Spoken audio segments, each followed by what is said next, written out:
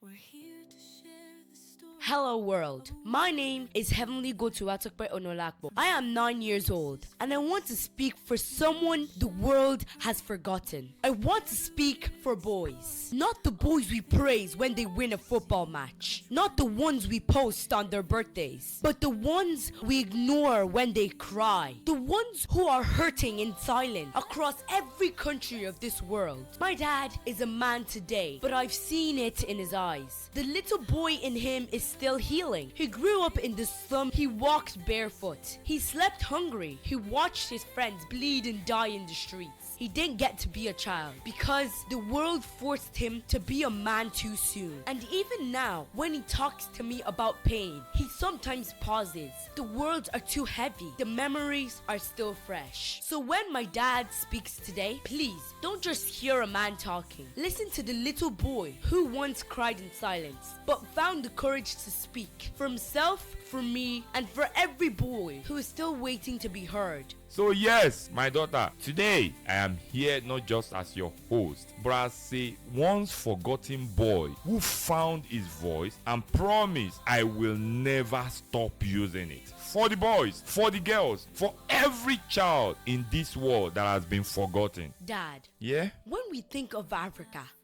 people talk about our culture, our strength, our resilience, but nobody talks about the pain we pass on to our boys. In Nigeria, I've seen boys hugging pure water in traffic with trays heavier than their dreams. Some of them are only 5 years old. Their shoulders already look tired. In Somalia, they sniff glue, not because it's fun, but because it's cheaper than food and it helps them forget hunger. In DR Congo, nobody talks about the boys who were raped by warlords. They're too ashamed to speak. In Rwanda, after the genocide, many boys became heads of families at age 8 because their parents were gone. In Cameroon, boys are used as weapons in separatist conflict. They hold guns, but they've never held a book. In Mali, they are forced into armed groups in deserts.